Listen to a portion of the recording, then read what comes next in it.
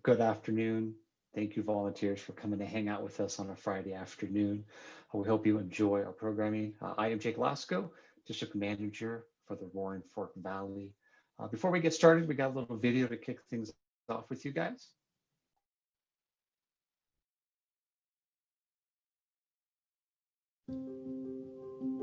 This isn't our first time here.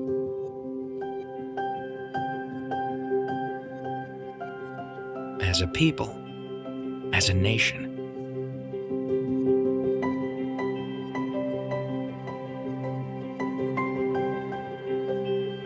But each time,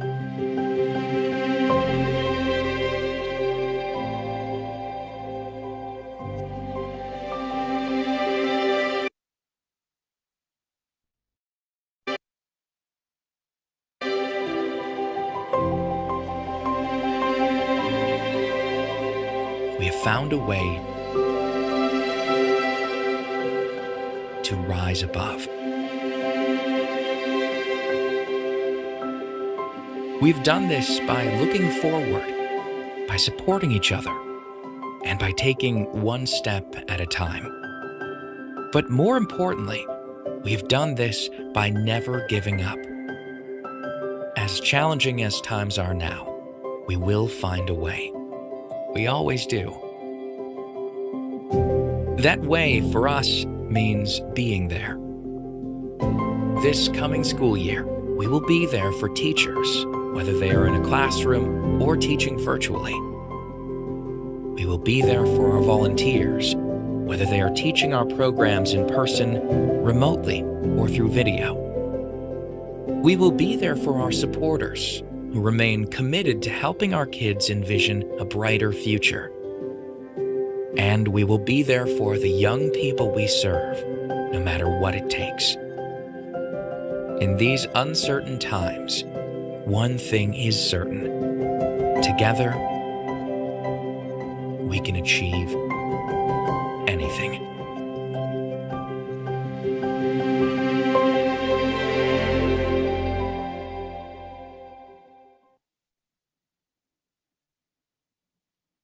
I know as a volunteer myself, it's hard to believe how we have to look at volunteering to our students. And I know all of you are here because you've impacted a student somewhere along the way with bringing JA to their classroom. So most of you know the three pillars that we work on. It's financial literacy, work and career readiness, and entrepreneurship to allow our kids to learn skills to give them the successful future that they do deserve. So we'll kick off talking a little bit about who from Junior Achievement is here on the line. As I said, my name is Jake Lasco. I am the newest member of the team. I joined at the end of August, but was a longtime board member and volunteer 8 years prior to joining the team as the district manager. Sherry, I'll let you introduce yourself. Thanks, Jake. My name is Sherry Albertson, and I'm the Teller County Area Coordinator. And I'm up here in beautiful Woodland Park and areas here and beyond. I've been with Junior Achievement for almost 10 years now, and I started out as a volunteer and a board member for Junior Achievement in Jacksonville, Florida, back in the late 1990s. Thanks, Sherry. How about Krista? Hi, everybody. My name is Crystal George. I'm the district manager for the greater Pueblo area. I have been with Junior Achievement. This is my 7th school year, but I have been volunteering for 13 years. So definitely a driving force you can see in our team. We all have this passion for it. So thank you all for being here. And lastly, Lauren, I'll let you introduce yourself. Yeah, hi, I'm Lauren. I'm the Director of Program Strategy and Partnerships for Junior Achievement of Southern Colorado. I have been with Junior Achievement for just over 6 years, part of that being in the Western Pennsylvania office. So I've been with multiple offices of Junior Achievement. You probably know me if you volunteer in the Colorado Springs community or out in near Grand Junction area or in the mountain region. Perfect. So let's talk a little bit about what today is. So today, our purpose is to help you feel ready as a volunteer. Obviously, that looks a lot different than it did in March when maybe some of you had your last class before schools were closed. We want to help you understand how you stay connected with us in these difficult times and a lack of in-person, face-to-face meetings. I mean, obviously, the most biggest thing from our hearts to you is to thank you for continuing to invest your time with JA to bring these skills to our kids in their schools. But understand we're not going to be sharing any information that was part of the guide. And unfortunately, or maybe fortunately, we're not going to be able to tell you how to use web conferencing because many school districts are all using a variety of different web services in their classrooms. So before I move it over to Lauren to get into some of the additional content, we did want to open up a little bit with one thought. And I'm going to start. We're going to talk about one lesson you learned about money when you were young. I'm going to tie money to food because food is good and money is good. But growing up, I lived in Littleton. And at the time, my father and I would hop on our bikes on Saturday mornings and go down to the local bank, make a deposit and get a donut. And so for some reason, I have ever since then connected money and food, rightly or wrongly, as a lesson I learned, but the importance of and the memories you can make with money. And I know, Lauren, I think you said you had a story that you could share before we opened up to any of the Yeah, volunteers. I do. I actually learned about the importance of tracking your expenses the hard way because I got my first debit card and it was burning a hole in my pocket.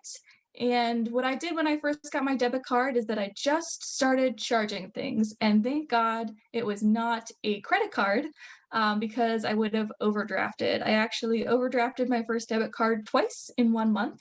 And the charge that made me overdraft for $30 a piece for each overdraft was a $2.64 charge at McDonald's. So how silly is that?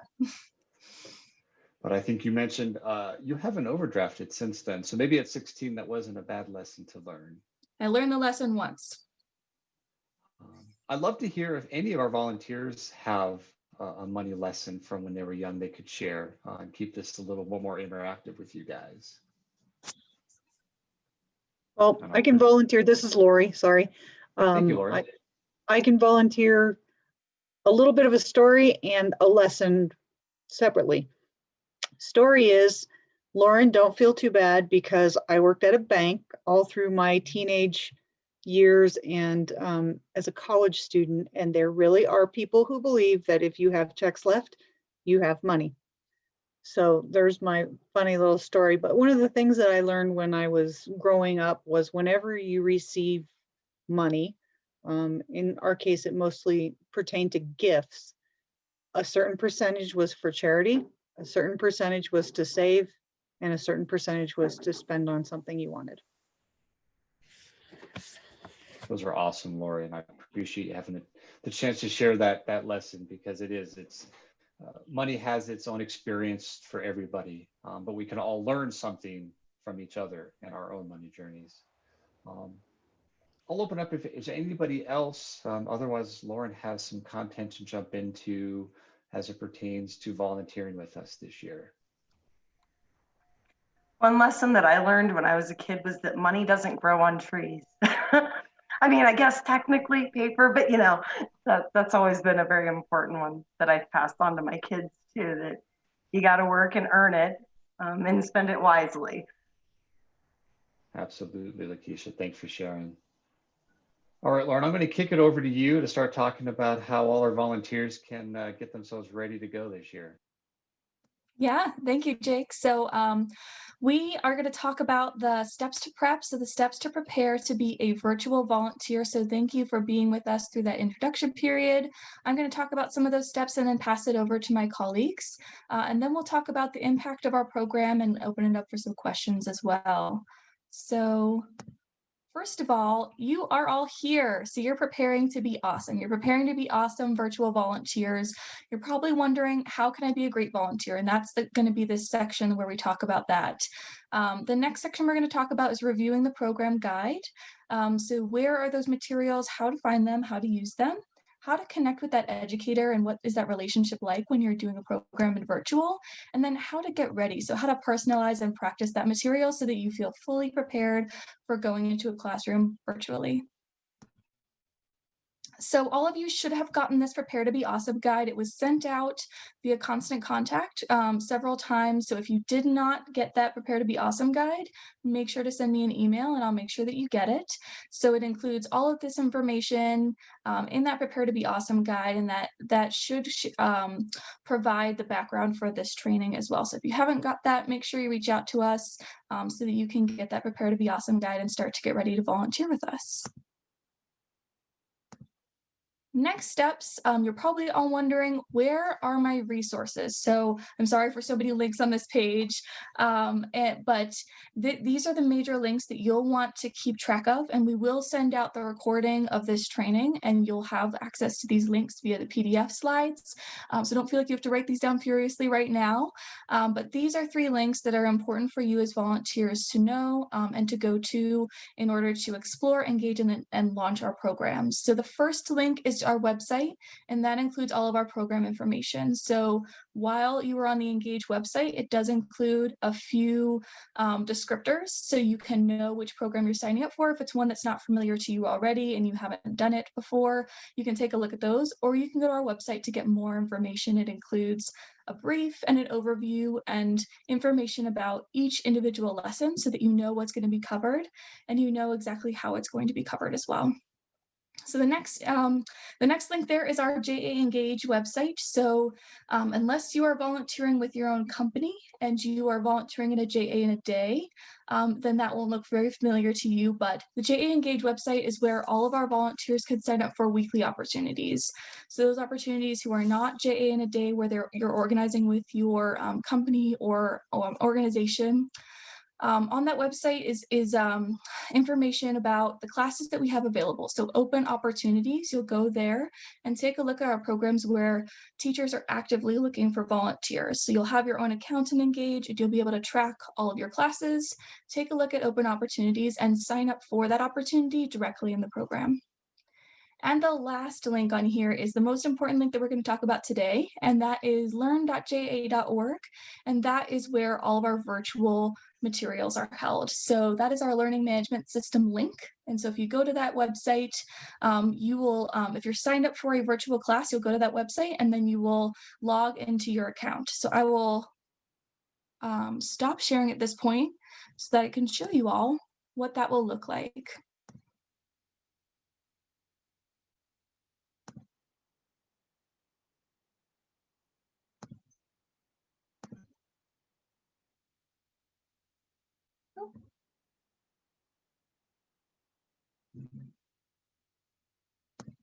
I don't think that worked.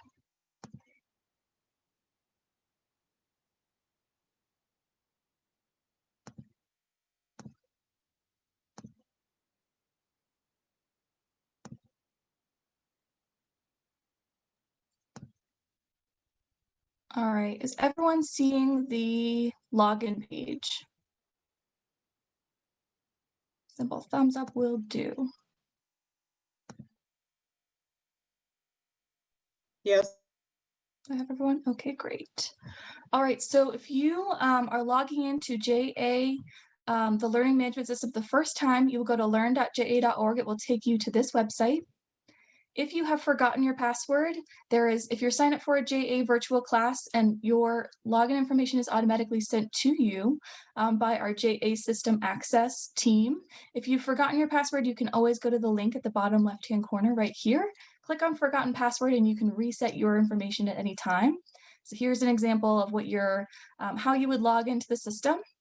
And because I'm admin, I won't log in right here, but I've already logged in on this other page right here. So you should be seeing my JA Connect Learning Platform information right here. You'll see that you have your account at the top right-hand corner here. You'll be able to see your home page, any activity that you have with our system, your profile, and give us feedback on it. What's most important about this page is that it has your programs in here. So you see I have quite a few because these are my admin demos. but we're just going to take a look at one today. So we're going to take a look at the JA More Than Money remote classroom. And so a lot of these programs will look very much the same. We're just going to take a look at this one today. But all of our programs and learning management system will look very similar to this. So you will see this path. So this path that's on the left will take you through all of your program materials. You'll see people signed up for your class. So you'll see students in there. You'll see a discussion page where you can share information with your students. That's typically used mostly by teachers. And you'll see the activity as well. You're going to, as volunteers, spend most of your time in the path. So most importantly, when you open this up, you'll see a welcome page. For those of you who have done kit-based programs, this information is typically in the front of your kit. And then you'll have this overview as well, which is typically covered in the first couple pages of our kit. So our program guides that we would typically have with paper. And then here is your JA City guide for volunteers and teachers. So guides in the LMS look one of two ways. This is what is called guide on the side. The majority of our virtual programs will have guides that are converted to this model. So you'll click on the play button, and the play button is actually just the download button. So the play button will help you download your materials. And then you'll be able to click on this link or download this QR code and go to your volunteer guide, which is virtual. So the way that this is meant to be used is on a second screen. So you can use it on a separate browser page. You can use it on a separate device like an iPad or an iPhone, and you can start the course and scroll through all of your materials as you're presenting. And I'll show you where the presentation materials are next. So you have information like surveys and enrollment for educators, but what I really want to show you are these interactive learning resources. So while you are reading from the guide, you are going to be presenting these interactive learning resources. So these are, I would think of these like presentation slide decks. So like a PowerPoint, and they are designed for you to run through during a class period. So session 1 has an interactive learning resource, and so does session 2, 3, 4, and 5. So you can navigate through that by clicking on this hamburger icon, or you can also scroll through as well. So you can scroll through as you are working through the guide materials. You can also go full page with this. So while you're presenting the materials, you'll have your guide open here. And what you'll notice in your guide is that all the materials will follow logically. So you have the session snapshot. You'll have, for each one of your sessions, you'll have the materials that you will need, an overview of your activities,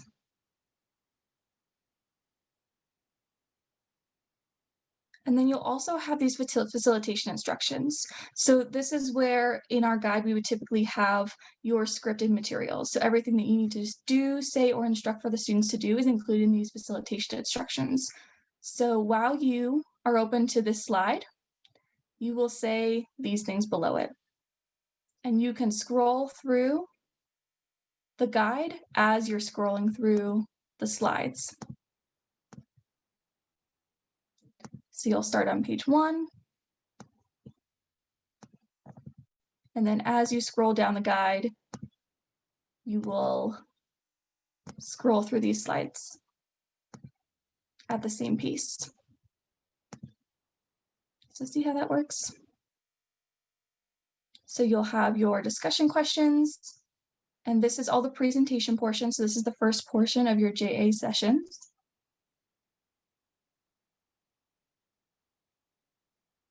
And then you will have your activities. So here's the discussion. And then here is the activity instructions. So you'll be able to scroll through as you're scrolling through the slides on a separate screen. So then there was the wrap up there at the end. So going back to the materials, you also have the interactive learning resources, and all the student materials are also included in here. So educators can, they can print out materials from the learning management system, and they can also put the materials into a student's account like a Schoology or Google Classrooms, and they're all fillable PDFs. As you can see right there.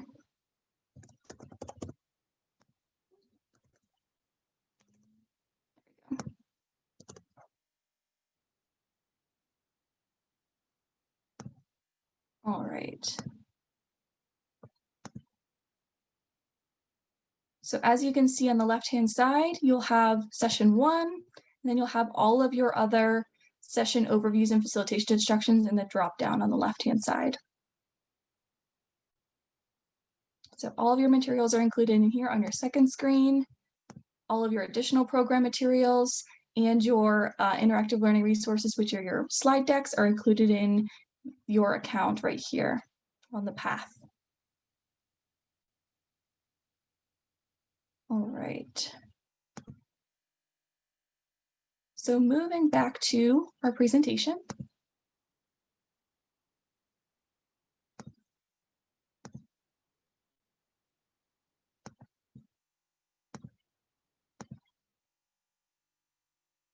All right, so as a review of our program materials, we have these programs K through 5. So on the left-hand side, you will see our core programs, and they are JAR Cells for kindergarten, JAR Families for first grade, JAR Community for second, JAR City for third, JAR Region for fourth, and JAR Nation for fifth. If you are watching this training for JA in a Day, those are the programs that you will typically use. If you are here for a traditional program or a weekly program, you may also see these programs on the right. So JA Global Marketplace is typically a 6th grade program. We sometimes use it at 5th grade. And then JA More Than Money is typically used for after school. And here are our middle school and high school programs. So on the left-hand side, you'll see all of our middle school programs. We do also have a new program coming in spring 2021, and this is the JA Finance Park program. So it is a virtual personal financial literacy program with a virtual simulation. So it's kind of like a video game where students have a persona and different things happen to them, like in the game of life, something will come up. Students have to make a decision about something to add to their budget, or something something that's not good happens to them, and then they have to make a decision about how to change their budget. So it's a real world program where students learn about the process of budgeting and making financial decisions. There are also some programs here that are new. So you'll notice that we have a soft skills program for high school that is new to us. And we also have these programs on the right. So these high school semester long courses, and these programs are designed to be longer. So they fulfill an entire semester's worth of work. And they are teacher-led, so teachers do lead the majority of the material, but there are volunteer modules in them. There are 5 lessons of volunteer material that are included in those. So if that's something that pops up in JA Engage and you're interested in partnering with an educator on that, please let us know. We are seeing some requests for those programs this year. All right, so we went over the JA session guide. So the educator and volunteer guides are included in the learning management system. We took a look at guide on the side. When you see a guide in a traditional kit-based format that's been converted, you'll just scroll through it. It will look a little bit different than guide on the side, but a lot of our programs are going to be changing over to that model, which is why I shared that with you today. In your lessons and activities, we looked over the overview. So the overview of the lesson, the objectives, which were the goals for each one of the sessions, the preparation needed, the recommended time, we saw that broken out in our guide on the side. We went over the materials that would be needed and where to find those materials, the learning management system. We looked over those step-by-step instructions with that scripted material that was in guide on the side. There are some places to personalize. So as with any of our programs, we do want you to share from your own experiences. So if you have an experience with a specific topic area, we do want you to share that experience with students. Volunteers are the secret sauce of junior achievement. You connect the classroom to the real world. So we want you to use real world examples to bring those lessons to life for students. So as always, there's room for personalization. We hope that you do that. And then there's also those talking points that you can fall back on as well. So everything is scripted out for you, and then you can personalize as you'd like. So some of those slide decks, so as I went through the slide deck, you noticed that there are some games and videos that are embedded in there. And we do also have those materials that are referenced in the source material in the path as well. All right, so reviewing your session guide. So this model may look familiar to a lot of returning volunteers, but we're just going to review it today as a good best practice. So in every junior achievement program, there is that introduction, so that presentation part where you are introducing new concepts to students and having open-ended discussion about that. That really helps the students start to really think about the program material that they're going to be referencing that day. And then the majority of the lesson in our workshop model is spent in activity. So all of our program materials have been converted to interactive, so students can distance in a classroom and complete the activity. They can also complete the activity on their own as well. So they've all been converted from some of those games where students would be too close to each other to virtual interactive program activities. And then the last short portion there is the summary and review. So we always ask that volunteers take a moment and connect the introduction material to the activity and kind of wrap everything up in a neat little bow, and to help students understand how the material that they discussed with them earlier on in the session relates to what they've learned during the activity as well. So just a good review for all volunteers who are returning. And it's exactly the same way in virtual as it would be in the classroom for a kit-based model. All right, now we're going to take a minute for a short tip. So we want you to use this strategy, engage students in doing most of the thinking, reading, and talking during the activity. So we want you to engage students during their session, and make sure that you are counting on all students. So if you need a teacher to keep track of students in virtual, just the same as you would do in kit-based model, make sure that you have your teacher keep track of students and ask them in advance to keep track of which students are participating and which students may need to be called on, and develop a strategy for that as well. All right, we also reviewed our JA session guide. So we went to learn.ja.org, which is our learning management system. We found our class. Today we went over to JAR City, the 3rd grade program, and we reviewed our materials. So you can retrieve your materials via the learning management system, take a look at your slide deck, the interactive learning resource, and take a look at your guide as well. And how that works in real time with the classroom is that the teacher can use those materials directly into JA Connect. Students' information can be uploaded directly to the learning management system, and students can log on to the learning management system and access their materials directly in the system. Or those materials can be moved over to Schoology or Google Classrooms, and they can access all of those handouts and worksheets in their Schoology platform or Google Classroom platform as well. And the third way that we can do that is teachers can also print out materials. So all those handouts, all of those worksheets can also be printed and handed out to students as well in whatever safe fashion that teacher decides is right for their classroom. All right, now I'm going to pass it over to Crystal George, who's going to tell us a little bit more about what the Educator Connection looks like in virtual. Hi guys, I know that's a lot of information. So if you have any questions, please feel free to stop us. You can also enter them in the chat and we'll certainly get those questions answered for you. But you know, a lot of you that have done this before, you know, it's important to connect with your teacher. This year, more than any other year, I think that educator connection is even more imperative. So we ask that you share your contact information. And sometimes it's really easy to get lost in that email. Here's my email address, email me.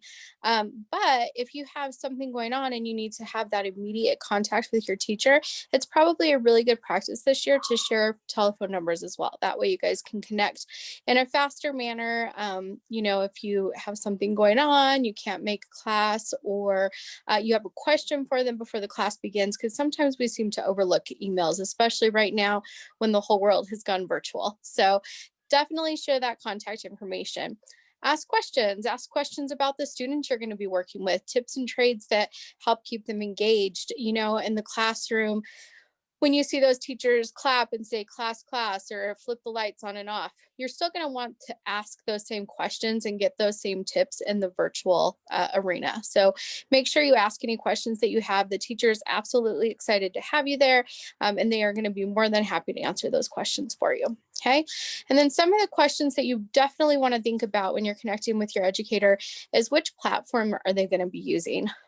When they have you beam in live to their classroom, are they going to be using Zoom? Are they going to be using Google Meets? Are they going to be using Microsoft Teams? Whatever situation works for them, you definitely want to find that out ahead of time so you can make sure that you have access to that as well. Okay. How will you handle the logistics, like the materials or the student participation?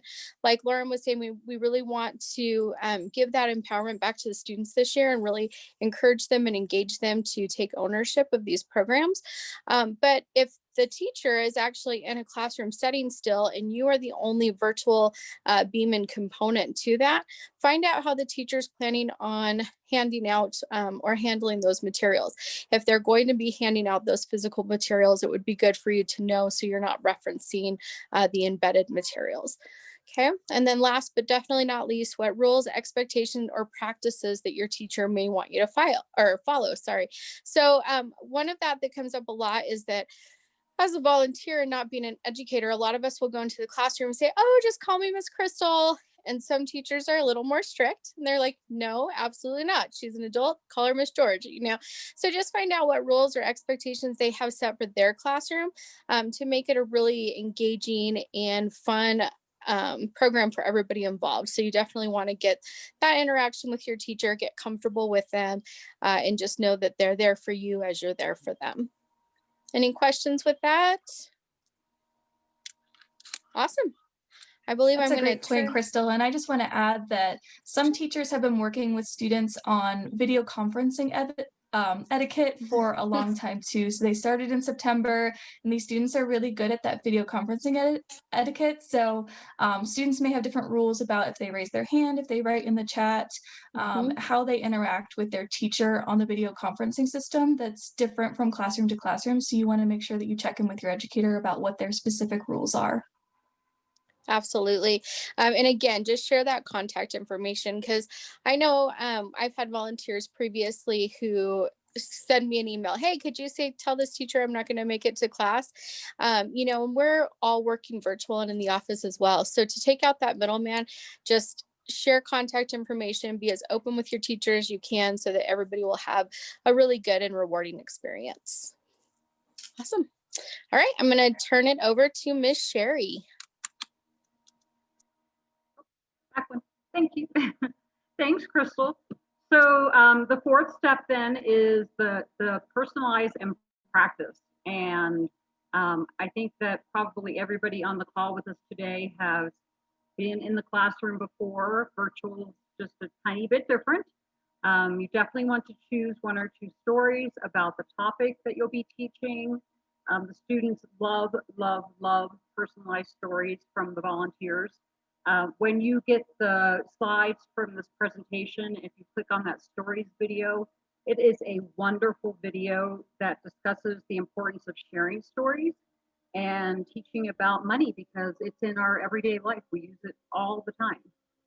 You're going to want to jot down a few examples that bring the information to life. I have found that you don't actually have to have your own business to have financial literacy experience. I mean, it's everywhere. So you're going to have it whether you have your own business or not. The sharing of the stories makes the learning concrete for the students.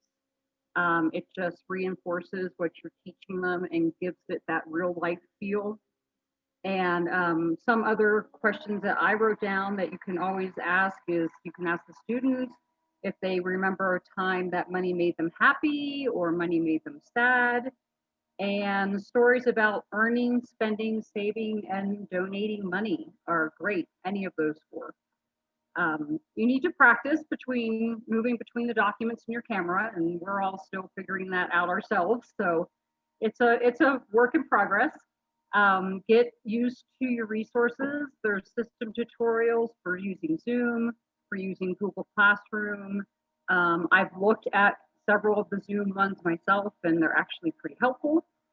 And then you can review videos that JAUSA has already made that are available on the JAUSA YouTube channel, which again is an incredible resource. Once you get the slides, you can click on there and look around. When you're on the YouTube channel, you'll want to click on playlists, and then JA in a day volunteer resources. Even if you're not doing a JA in the day, your volunteer resources are going to be there for the videos. And then you can view the full playlist, and there's videos in there for just about everything from K through 12 lessons that can help you through those. And then next slide. So I'm not going to read every one of these to you out loud, but these are really good tips for virtual engagement. Asking an open-ended question for the students, or doing an icebreaker at the beginning is always a good idea. Again, if you Google student icebreakers, there's about 1,000 things that come up for icebreakers. A couple things that I wrote down for that too are, you could ask them, what would be an ideal allowance? And if they had that ideal allowance, how would they save it? And how would they spend it? How would they donate it? And then you can ask them a question like, who knows what financial literacy means? And ask them to raise their hands if they already understand what financial literacy is. Including a fun virtual background is always a good one. Jake has wonderful virtual backgrounds. So today it's his office, but sometimes it's Minecraft, which is really popular with elementary school students. Sometimes there's mountain backgrounds. Crystal has a beautiful San Francisco Golden Gate background. So those are always fun to have. The mini brain breaks that get the students up and moving are so important, because, I mean, bless them, they're just not used to doing this virtual stuff. So if you can give them a second and get them up and let them do jumping jacks or whatever it is they want to do during the time that you're with them, that's fantastic. And then finally, that use of polls throughout the lesson to confirm understanding of topics. I've actually participated in polls before, and I think that's something that you'll want to do definitely with the older students. I would say maybe keep that to the high school age students. That's not going to go over so well with the little ones. And that's what I have for Personalize and Practice. Any questions from the group about personalizing and practicing your tips? No? Okay, great. Thanks for listening. I appreciate it.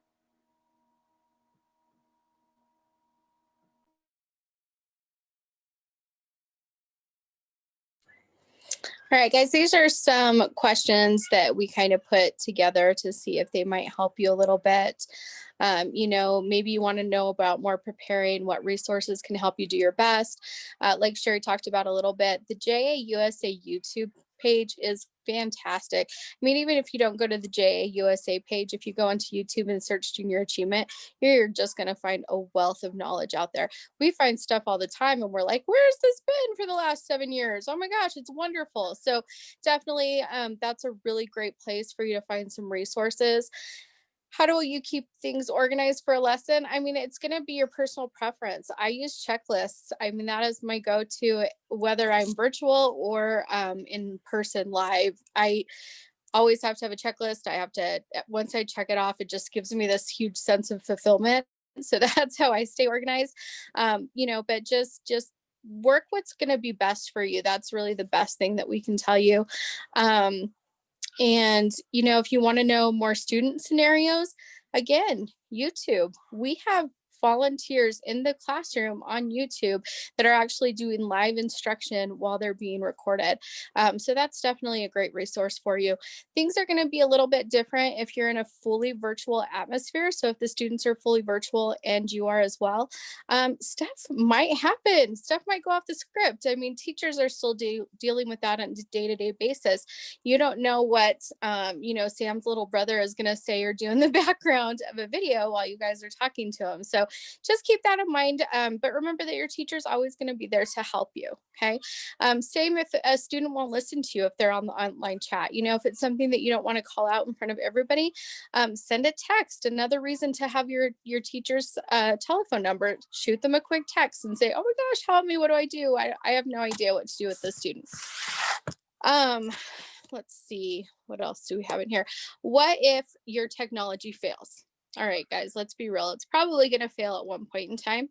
But the whole key word of 2020 in our mind is flexibility. So as long as you're flexible, you're communicating with your teacher. If your technology fails, they can probably run with the program for a few minutes while you're trying to figure things out. That is the beauty of this new learning module system, and how interactive it is and how user friendly it is. That teacher can probably pick right up where you left off. Okay.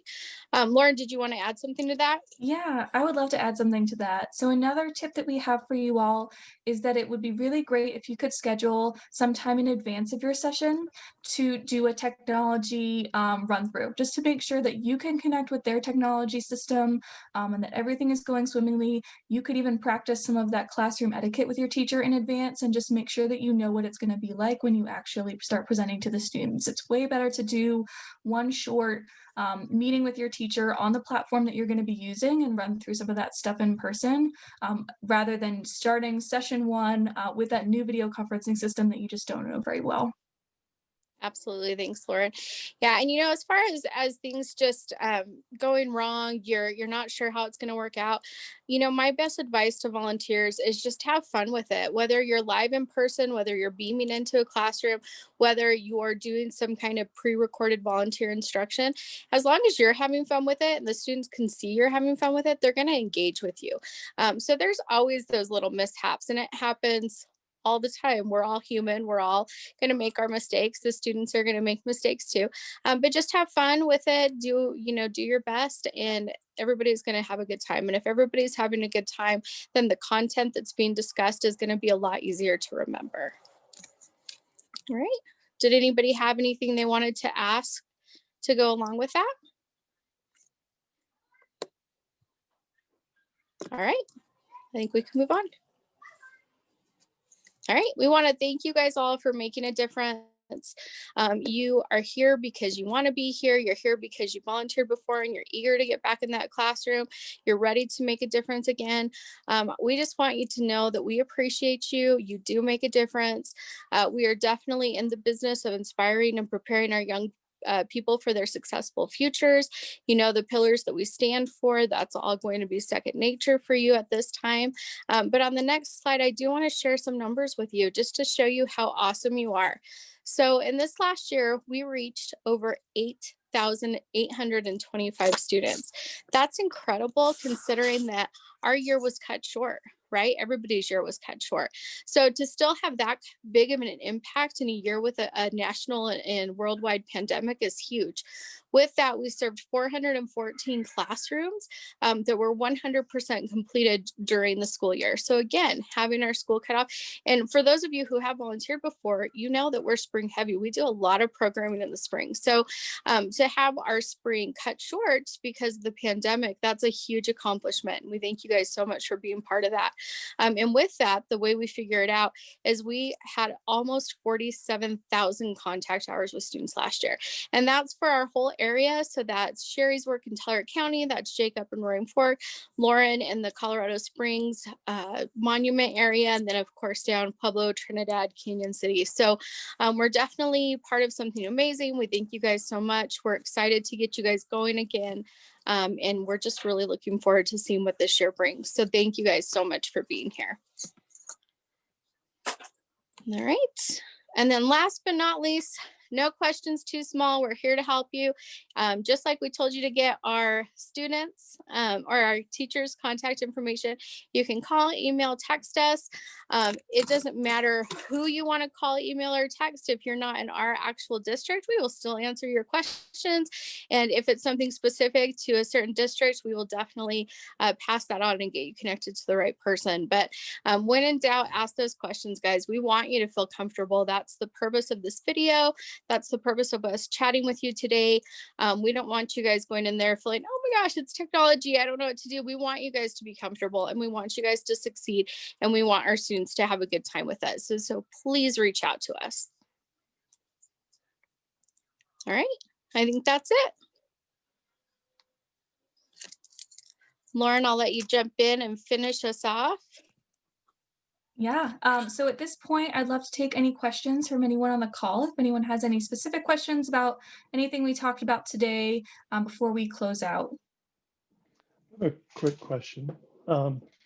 I think you explained it all very well, but I just want to make sure I understand. So as far as the students getting the materials, it'll be the teacher's job to go to the website and get all that. And so I just need to coordinate with the teacher to make sure that that gets done on their end, correct?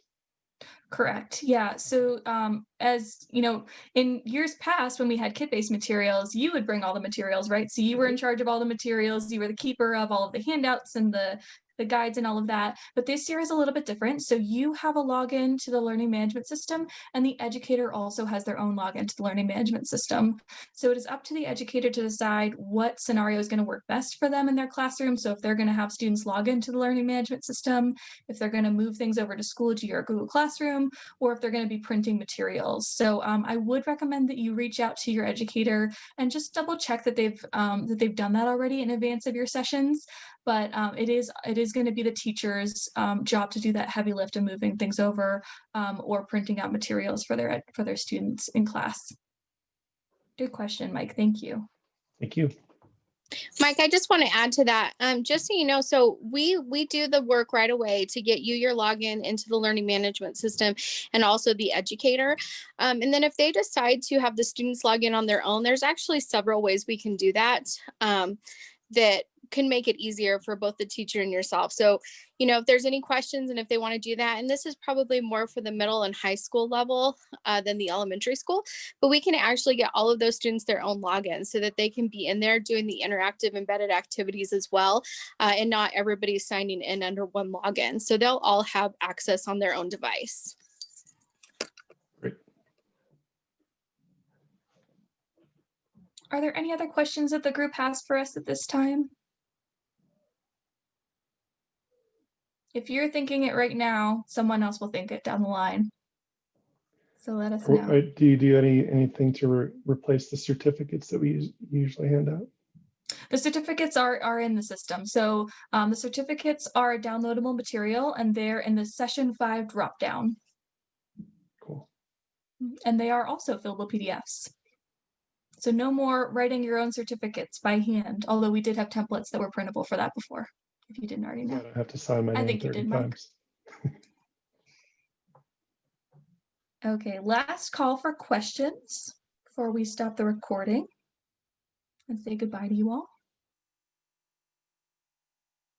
Okay, thank you all for giving us your time today. We really appreciate your time volunteering and your time here with us today to get this update from us. And please keep the questions coming. And if there's something that you think that this team should spend some more time on, so if there's an additional training that we could offer you, or if you think that there's something else that this team could do to help you be more successful as a virtual volunteer, please get in touch with any one of us. And here, let me switch back to that screen so that we can show you all our contact information again. So please reach out to any one of us on the team and we can answer your question. If you've been working with one of us already, great, just shoot us an email and we'll make sure to get in touch with you. So thank you all and have a great afternoon. Thank you. Thank you.